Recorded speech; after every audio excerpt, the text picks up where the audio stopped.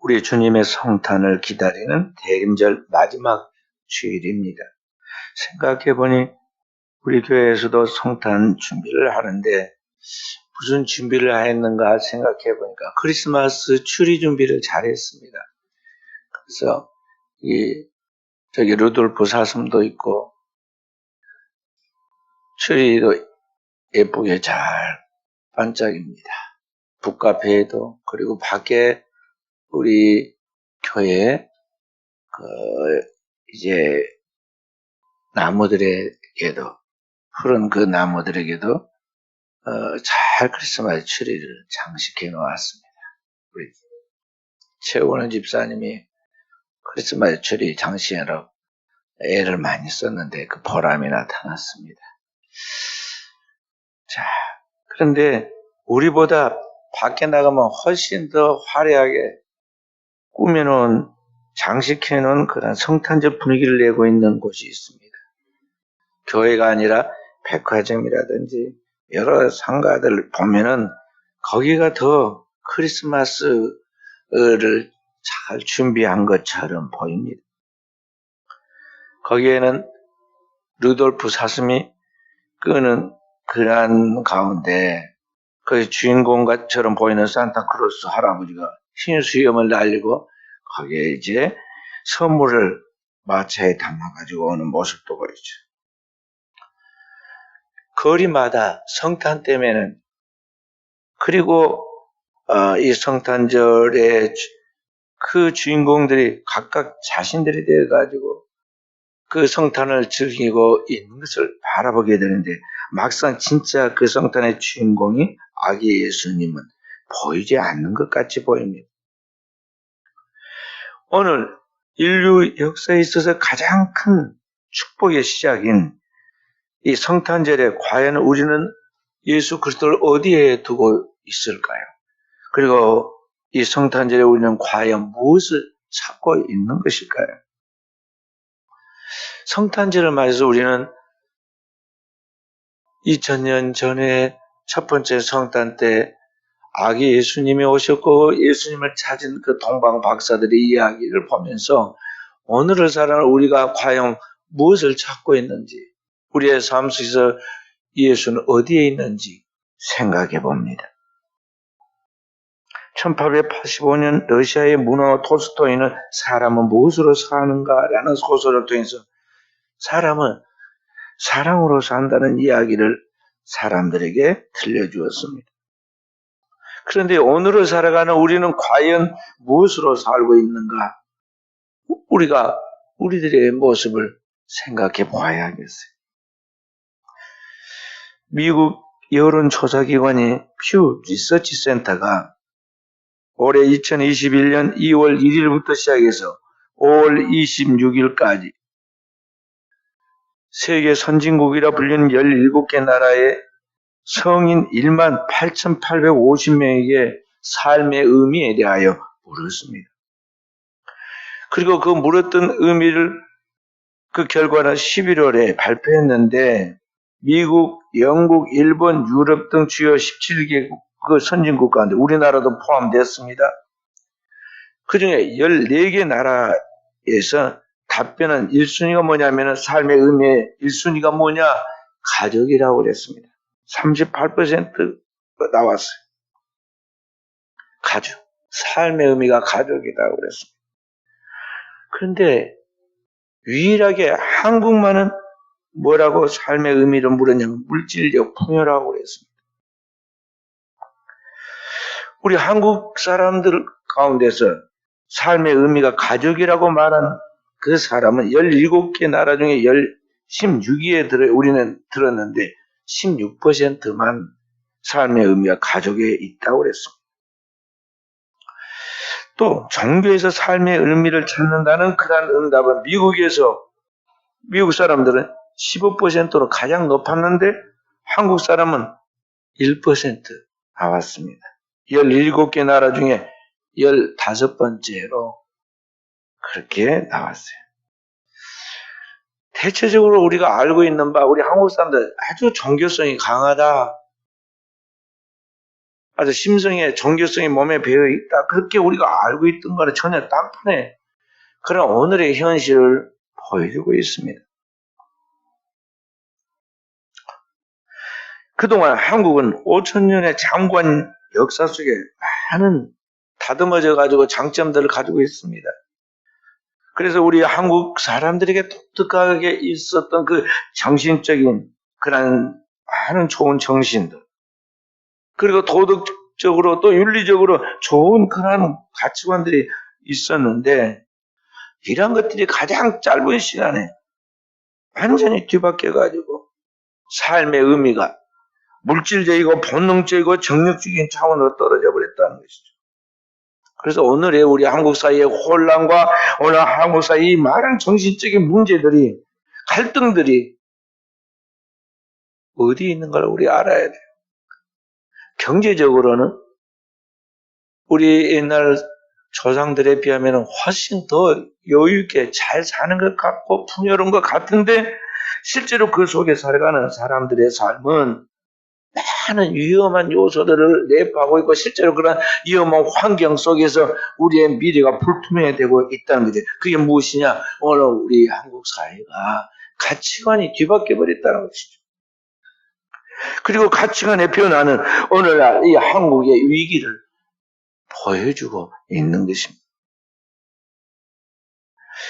이것은 오늘 우리에게, 우리가 정말 하나님을 믿는 백성들로서, 우리 한국의 가장 지금 종교의 주류가 기독교인데, 기독교 신앙을 가진 사람들로서 하나님의 말씀 속에서 영적으로 깨어있지 않는다면, 영적으로 정신적으로 확실하게 깨어서 살아가지 않는다면, 오늘날 우리의 후손들에게 얼마나 위험한,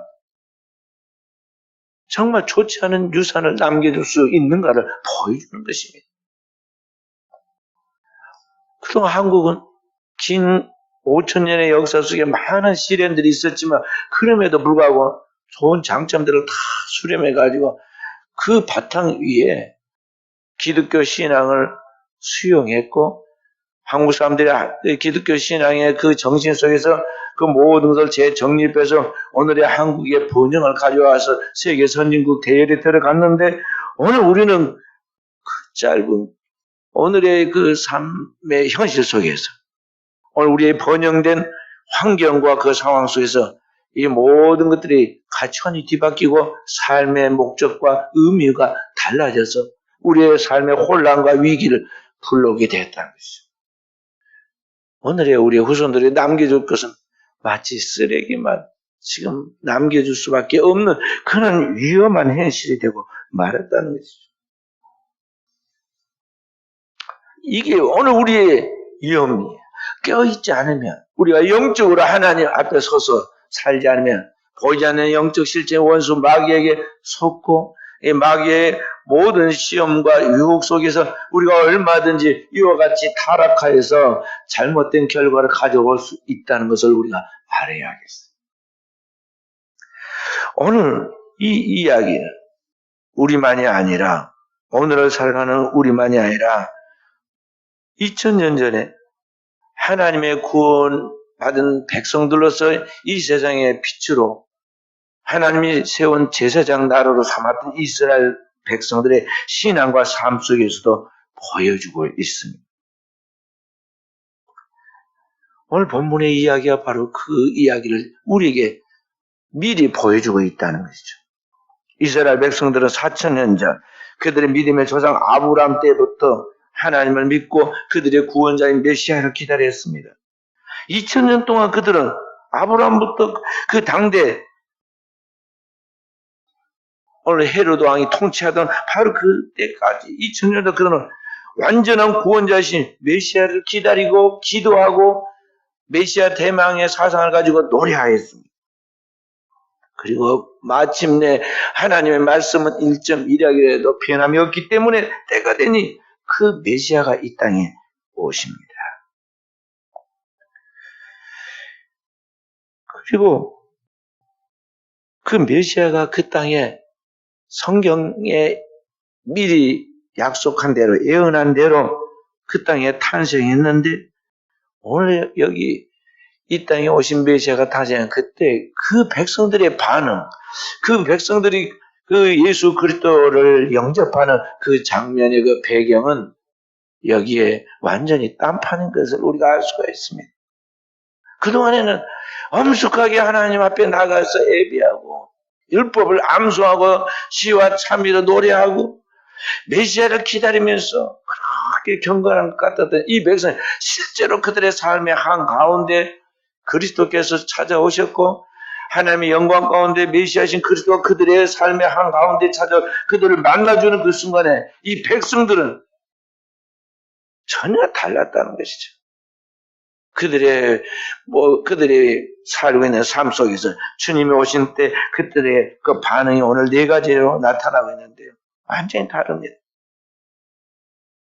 먼저 오늘 이 땅에 오신 예수 그리스도를 최초로 경배한 사람들의 이야기가 나오는데 놀랍게도 그것은 그 땅의 주인공들인 하나님의 약속의 땅, 언약의 땅인 가나안, 그리고 하나님의 선택한 선민 아브라함의 혈통을 이어받은 후손인 이스라엘 백성들, 그리고 그 백성들을 이렇게 정치적으로 그리고 그 모든 것을 다 권한을 가지고 돌봐서 왕으로 오신 예수 그리스도를 준비하는 그 사람의 왕이나 그리고 그런 것들을 신앙적으로 지도해야 할 제사장들이 아니라 오늘 놀랍게도 이 땅에 오신 하나님의 아들 메시아의 탄생의 첫 번째 경배자들은 이방인들이었다는 거죠.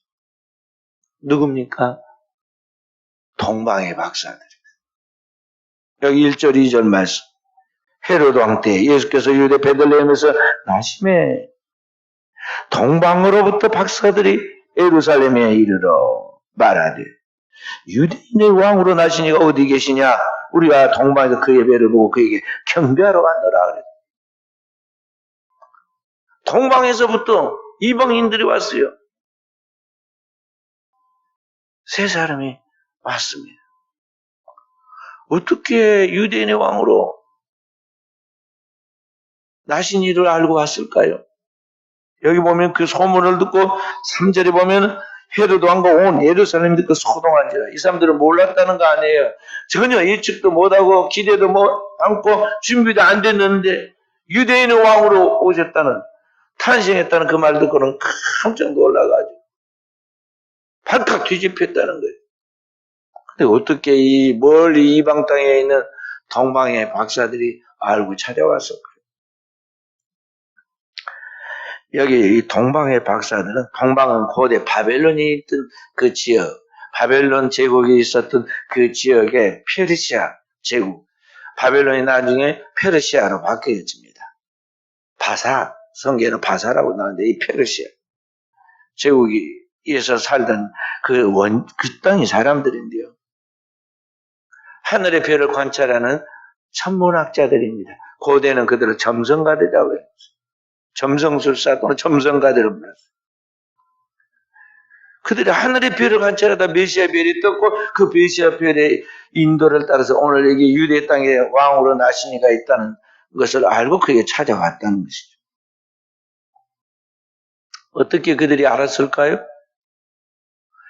유대 땅에 그들의 구원자이며 인류의 구원자이신 메시아가 태어날 것을 어떻게 알았을까요?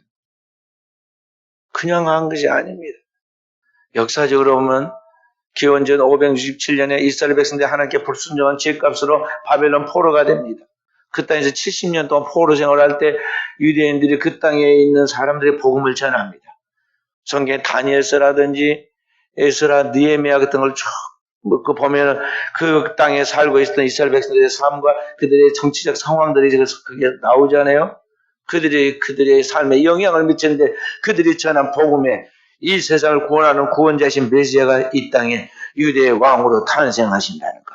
그리고 그 땅에 태어날 때는 메시아의 별이 뜬다는 것을 성경에 있는 말씀들을 잘 인용을 해가지고 복음을 전했는데 그 말씀을 고지고대로 어린아이처럼 순수하게 믿는 사람들이 있었는데 바로 이 고대 하늘의 별을 관찰하는 점성술사들이었어요. 근데 실제로 그 별이 떴고 그 별이 이 빛을 비췄는데 그 빛을 따라서 메시아의 탄생을 이제 찾아서 나온 것입니다. 우리 인간의 이성과 인간의 그 생각을 초월하는 이야기죠.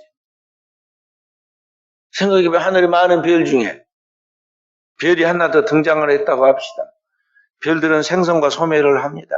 하나 탄생해요. 그 별이 뜨는데 저게 메시아 별이라는 걸 어떻게 확신하면 그 별이 이동을 하는 그 것에 대하여 오늘날 같은 첨단의 과학적인 뭐가 발달되지도 않은 그 시대에 어떻게 그 별의 이동과 함께 그 별빛을 따라왔고 그 별빛이 얼마나 세밀하게 비쳤는서 오늘 우리로가 뭐 탐조동으로 집중 조명하는 것도 아닌데 그 별빛을 인도함을 따라서 유대 베들레헴에 거기 탄생해서 메시아를 발견할 수 있었느냐는 거죠. 인간의 이성을 초월하는 그런 이야기예요.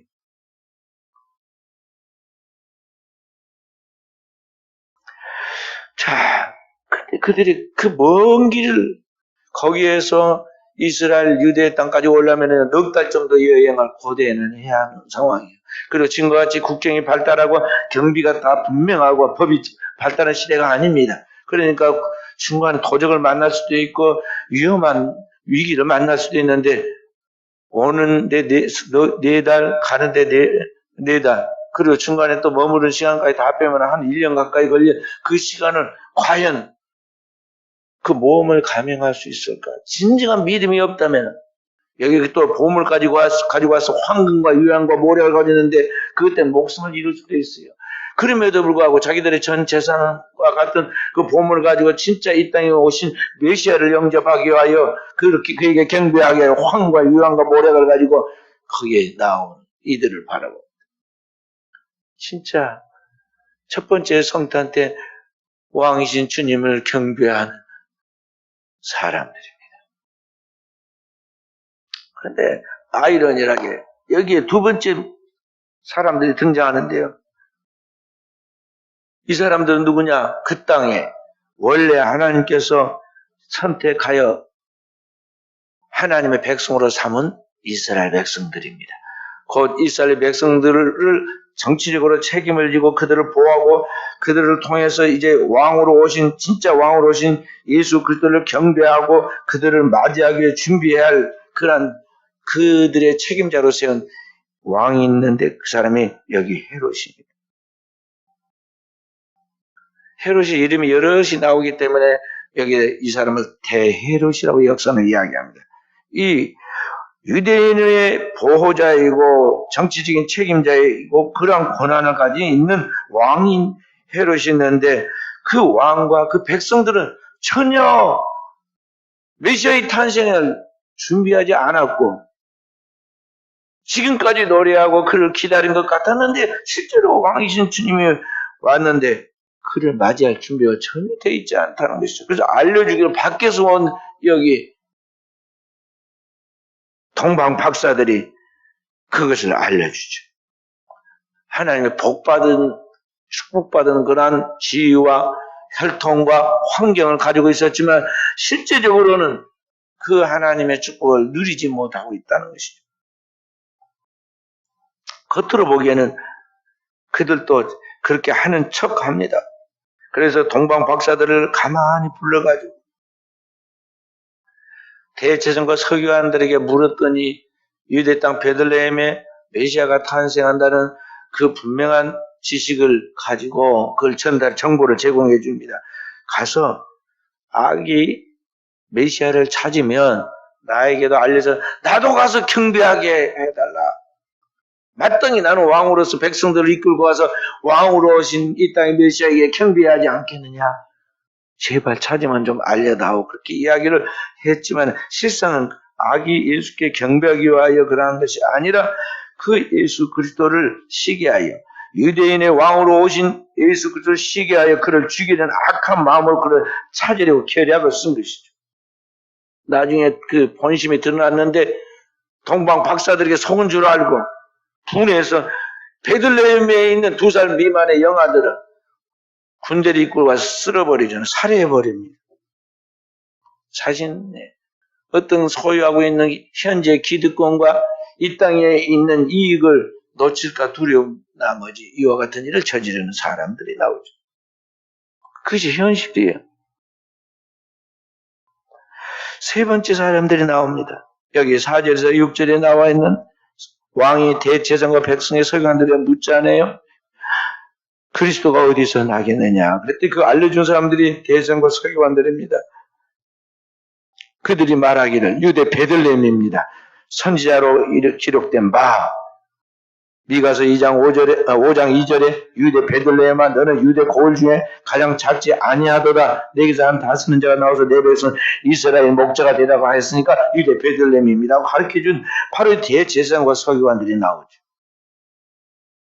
이들은 하나님의 선민 이스라엘 인도할 영적인 책임자들로서 대제사장이고 백성들이 존경받는 위치인 대제사장이고 그리고 그들에게 성경을 가르칠 책임을 진 서기관들입니다.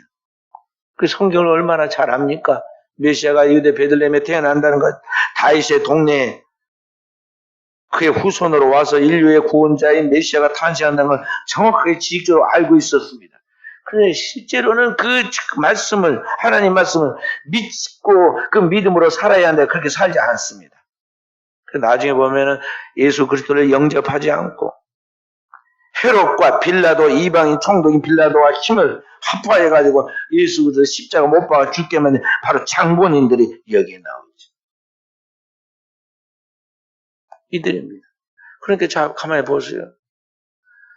수백 년, 몇천 년 동안 하나님의 구원을 사모하고 믿음의 조상 아브라함의 후손으로서 이 땅에 인류의 구원자이신 메시아의 탄생을 기다리고 기도하고 준비한다고 예배하면서 그렇게 나가는 이 사람들이 실제로 그들의 삶의 한가운데 그 땅에 그 백성들 자기 백성들입니다. 자기 백성들이 있는 땅에 메시아가 왔습니다. 그리고 그들 가운데 하나님께서 온 우주를 초월해서 메시아의 별을 보내서 그 별빛을 통해서 메시아의 탄생을 알려주고 있고 그것이 저 이방의 땅에까지 다 소문이 나가지고 이방에서 동방박사들이 찾아옵니다. 그런데 그 땅에 있는 백성들은 주님을 알지 못하였고 영접지 않고 도리어 그를 십자가에 못 박아 죽게 만드는 엄청난 하나님의 원수로서 대적자가 되었다는 것이죠. 깨어있지 않으면 하나님 앞에 영적으로 서 있지 않으면 하나님의 말씀 가운데서 삶으로 자신의 삶으로 하나님의 말씀을 적용해서 말씀이 육신이 되는 거룩한 영적 신앙의 생활이 자신의 삶에 체득되지 아니하면 얼마든지 오늘의 시대에 우리도 그렇게 될 수 있다는 것이죠.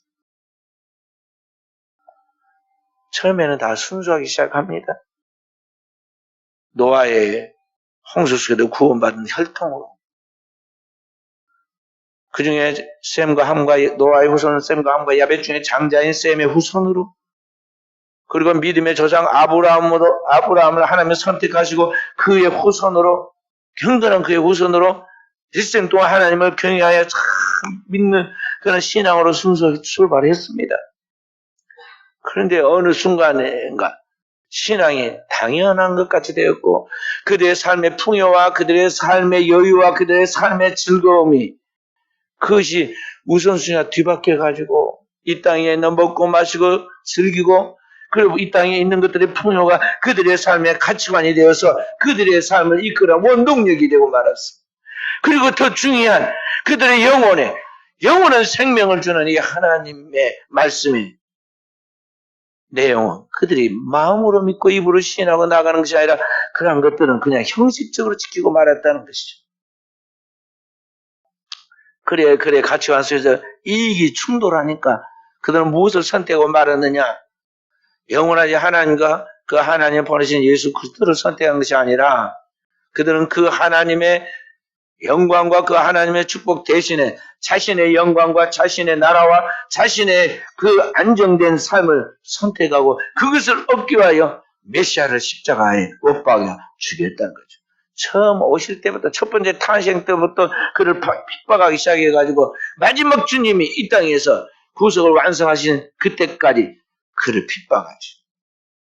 이것이 오늘을 살아가는 오늘 죄인된 우리들의 자화상인 것입니다.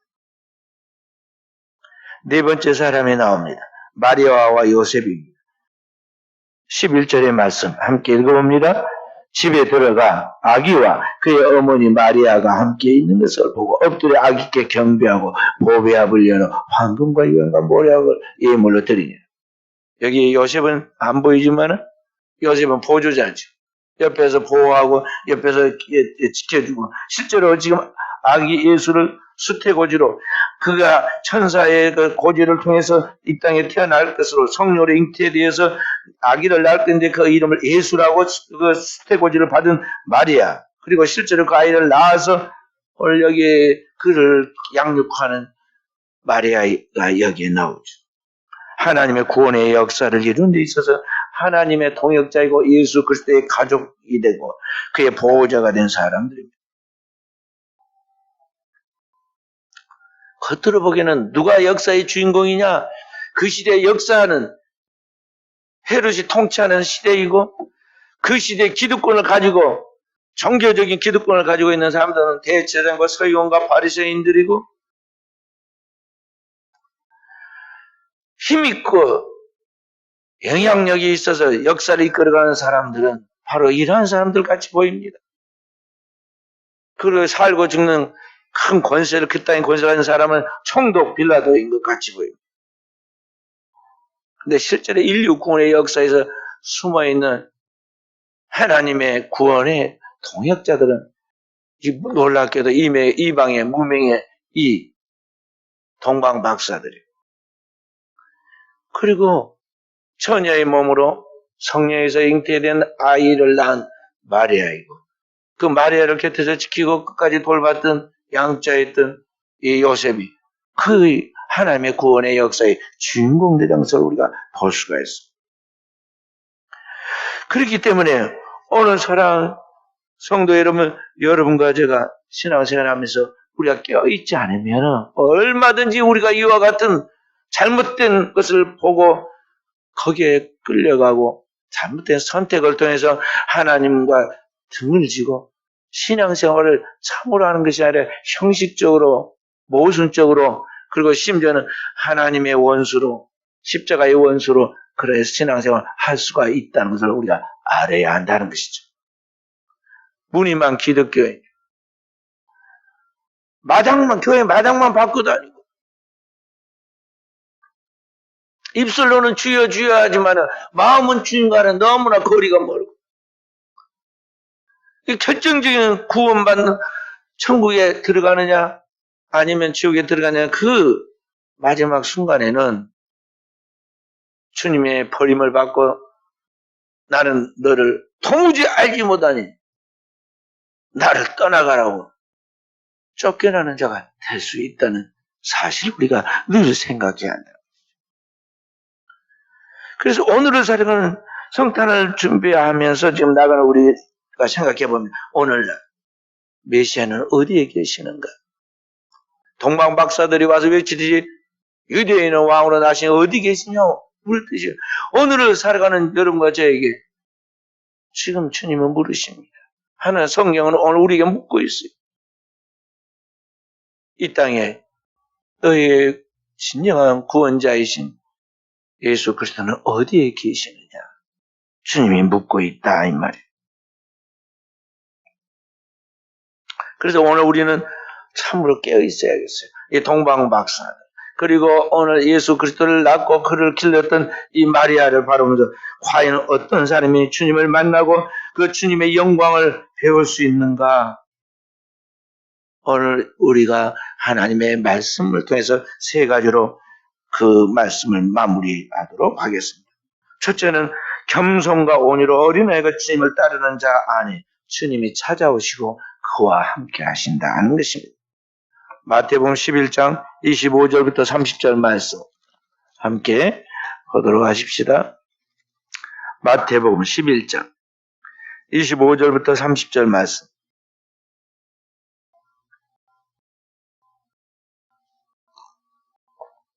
함께 그때 예수께서 대답하여 이르시되 천지의 주제신 아버지여 이것을 지혜롭고 슬기 있는 자들은 숨기시고 어린아이들에게 나타내심을 감사하나이다.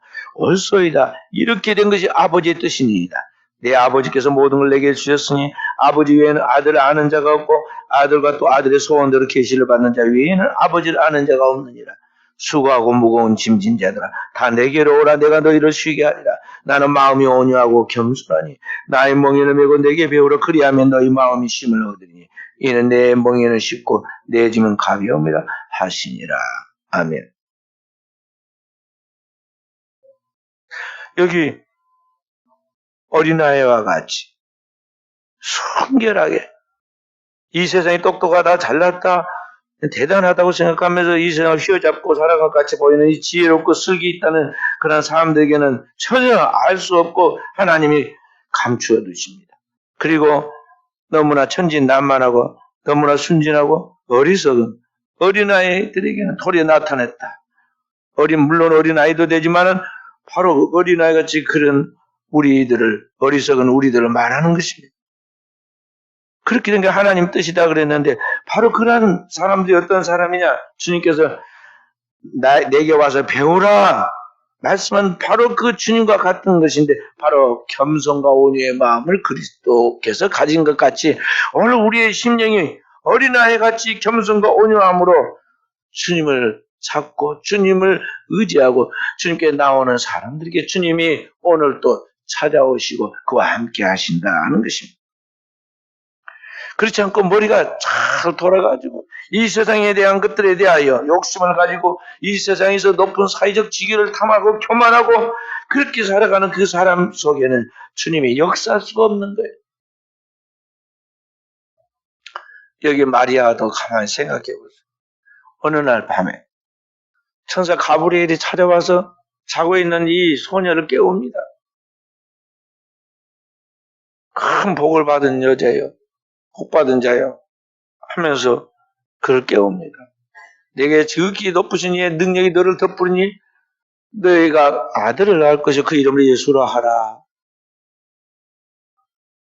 깜짝 놀랐습니다. 아니 처녀가 어떻게 아이를 낳는다고 하는 거. 나는 처녀라. 남자를 알지 못하는데 어떻게 아이를 낳는다고 말씀하십니까? 대자 하나님 모든 말씀을 능치 못하시면 하나님 말씀하셨으니 지극히 높으신 하나님의 능력이 너를 덮게 되고 너에게 아이가 태어날 것이다. 안 됩니다. 나 죽습니다. 처녀가 아이를 낳았단 말 누가 믿을 사람도 없고 나는 그날로 유대 율법에 따라서 돌에 맞아 죽습니다. 버티고 도망갈 수도 있는데 그 말을 받았을 때 이 어리석고 순진하고 어린아이 같은 이 마리아가 뭐라고 말씀했냐? 누가복음 1장 38절에 그렇게 말합니다. 주의 계집종이오니 말씀대로 내게 이루어지이다. 하나님의 모든 말씀에 이해하고 아니람이 없는 자기의 생각을 가감하지 않고 그 말씀 그대로 어린아이처럼 받아들입니다. 그대로 그 믿고 그대로 지킵니다. 그리고 일생 동안 그렇게 나가지 않아요? 그렇게 어린아이같이 순진무구한 그 사람에게 주님이 역사하신다는 것입니다.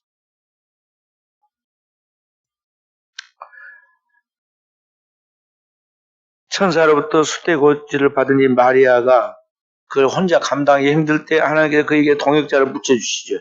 먼저 그와 같은 비슷한 일을 겪은 세례 요한을 잉태한 그의 친척인 엘리사벳을 찾아가게 되죠.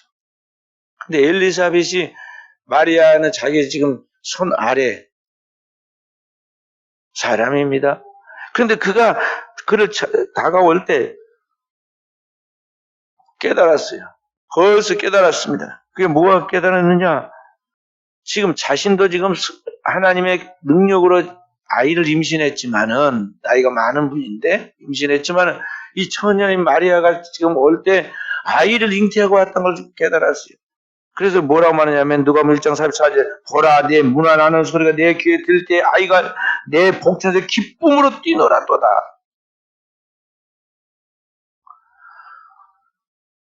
이 뱃속에 있는 이 아이가 6개월짜리 아이가 마리아의 방문을 받았을 때 이제 막 잉태된 이 새 생명이 이 점과 같이 조그만 생명이 잉태되는데 벌써 그게 영으로 알고는 이 아이가 세례 요한이 그 속에서 엄마 뱃속에서 막 뛰노는데 그게 얼마나 강력했더니 그 어머니 엘리자벳이 그게 대해 막 감동을 받고 그게 저절로 예언이 튀어나온 겁니다. 그리고 기뻐했어요, 함께. 그러니까 오늘을 살아가는 우리 그리스도인들이 영적으로 하나님 앞에 살아갈 때 어떻게 살아가야 하느냐. 이와 같은 하나님 앞에 그리도 예수로 말미암아 주어지는 하나님의 구원에 대하여 성령의 감동과 감지를 하면서 그 영혼에 우러나오는 기쁨과 충만함이 오늘 우리의 삶을 움직이는 원동력이 되도록 만들어야 한다는 것입니다. 오늘날 같은 코로나 와중에도 사람들은 어떻게든지 인생의 삶의 의미를 술 먹고 마시고 즐기면서 이 세상 속에서 그것을 맛보고 그 속에서 인생의 행복을 느껴보려고 합니다.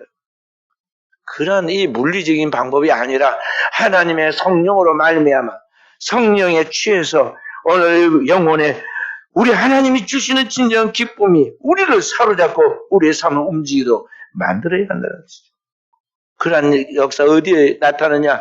정말 어린아이같이 겸손과 온유로 주님을 사모하고 주님을 갈망하는 자에게 세상이 알지 못하는 이 영혼의 평강과 기쁨이 그를 따르게 되는 것입니다. 두 번째로 주님께서는 어떤 사람에게 찾아오시고 그를 만나시고 그와 함께 하시느냐? 로마서 10장 6절부터 10절에 있는 말씀처럼 거짓 없는 믿음으로 주님을 믿고 입으로 시인하는 자 그에게 주님이 찾아오시고 그를 만나주시는 것입니다. 로마서 10장 6절부터 10절 말씀 함께 봅니다. 로마서 10장 6절에서 10절 함께 읽습니다. 믿음으로 말미암는 너는 이같이 말하되 내 마음에 누가 하늘에 올라가겠느냐 하지 말라 하니 올라가겠느냐 하면 그리스도를 모셔 내리는 것이요. 혹은 누가 무적에 내려가겠느냐 하지 말라 하니 내려가겠느냐 하면 그리스도를 죽은 자 가운데 모셔 올리려는 것이다. 자, 무슨 말씀이냐면은 오늘 우리가 메시아 그리스도를 만나기 위해 하늘로 올라갈 필요 없다는 것입니다. 주님을 만나기 위하여 메시아를 만나기 위하여 오늘 우리가 저 무적의 지옥에까지 내려갈 필요도 없다는 것입니다. 땅끝까지 갈 필요도 없다는 것입니다. 8절 말씀 함께 그러면 무엇을 말하느냐 말씀이 내게 가까워 내 입에 있으며 내 마음에 있다 하였으니 곧 우리가 전파하는 믿음의 말씀이다. 내가 만약 내 입으로 예수를 주로 시인하면 또 하나님께서 그를 죽은 자 가운데 살리신 것을 내 마음에 믿으며 구원을 받으리라. 사람이 마음으로 믿어 의에 이르고 입으로 시인하여 구원에 이르느니라. 무슨 말씀입니까? 그 메시아가 어디 있느냐? 바로 내 입에 있고 내 마음에 있다는 것입니다. 메시아 곧 주님은 영원한 태초부터 있는 말씀인데 태초부터 계신 그 영원한 말씀이신 그 예수 그리스도가 내 마음에 있고 내 마음으로 믿고 입으로 시인해서 입에 있으니 내가 마음으로 믿고 입으로 시인하여 나아가는 그곳에 하나님의 구원이 완성된다는 거예요. 그렇기 때문에 우리는 주님을 만나기 위하여 다른 곳으로 찾아가는 것이 아닙니다. 여기 있다 저기 있다가 하는 것이 아닙니다. 바로 천국은 내 마음 가운데 있고 그 천국의 주인공이신 주님이 바로 오늘 우리의 마음에 있다는 것이죠. 그렇기 때문에 우리는 정말 내 중심에서 주님을 찾아야 하고 내 중심에 주신 그 영원한 말씀 속에서 주님이 살아계심을 우리가 맛보아 아는 깨어있는 종들이 되어야겠습니다. 진정으로 주님을 믿고 있느냐? 그 주님을 입으로 시인하고 있느냐? 우리가 그 믿음의 말씀을 오늘 입으로 선포하고 있느냐? 그 속에 오늘을 살아가는 그 속에 우리 주님이 우리와 함께 하시고 역사하신다는 것입니다. 세 번째로 오늘 어디에 우리 주님이 찾아오시는가? 그 마음의 모든 것을 다 내려놓고 그 마음의 천국을 이루는 그 사람, 심령의 천국을 이루는 그 사람에게 주님이 찾아오시는 것입니다. 마태복음 5장 3절부터 10절 말씀 함께 읽어봅니다. 다시 마태복음으로 가서 5장 3절부터 12절 말씀. 심령이 가난한 자는 복이 있나니 천국이 그들의 것이며 애통하는 자는 복이 있나니 그들이 위로를 받을 것이며 온유한 자는 복이 있나니 그들이 땅을 기업으로 받을 것이며 의에 줄이고 목마른 자는 복이 있나니 그들이 배부름을 얻을 것이요 긍휼히 여기는 자는 복이 있나니 그들이 긍휼히 여김을 받을 것이며 마음이 청결한 자는 복이 있나니 그들이 하나님을 볼 것이며 화평하게 하는 자는 복이 있나니 그들이 하나님의 아들의 일꾼을 받을 것이며 의를 위하여 박해를 받는 자는 복이 있나니 천국이 그들의 것임이라. 나로 말미암아 너희를 욕하고 박해하고 거스른 너희를 거스르는 모든 악한 말을 할 때에는 너희에게 복이 있나니 기뻐하고 즐거워하라. 하늘에서 너희 사이 큼이라. 너희 전에 있던 선자들도 이같이 박해하였느니라. 아멘. 그러니까 오늘 살아가는 우리가 세상 사람들처럼 눈에 보이는 이 현상 세계, 이 땅에 있는 것들에 대하여 물질적인 것들을 전부로 삼고 세상의 부귀와 영화와 이 땅에 있는 것들의 망구의 영화가 자신의 삶의 꿈이고 인생의 목표이고 거기에 행복이 있다고 생각하면서 그렇게 사는 것이 아니라 다 내려놓고 진짜 실존한 영원한 세계인 하나님의 나라를 바라보고 그 하나님의 나라와 그의 의가 이루어지도록 하기 위하여 그 심령을 하나님의 천국으로 만들어가는 그 사람, 그가 하나님의 아들이고 그 속에 하나님의 모든 영광이 드러난다. 다시 말해서 주님이 거기에 찾아오신다 하는 것입니다. 주님이 계신 그곳이 천국이잖아요. 그러니까 그 주님이 바로 그 자리에 와 계시는 것입니다. 마음으로 믿고 입으로 신하고 나간 그 사람이 주님을 영접한 사람인데 영접하는 그 사람에게 하나님의 자녀가 되는 권세를 주셨다고 그랬잖아요. 주님을 믿고 입으로 신한 그 사람. 그래서 그것이 그의 삶의 모든 것을 평정하고 그 심령 깊은 곳에 다른 것이 지배하지 않고 그 속에 하나님의 나라가 이루어지고 그 안에 왕이신 주님이 좌정하는 그곳에 하나님의 영광이 드러나게 되는 것이.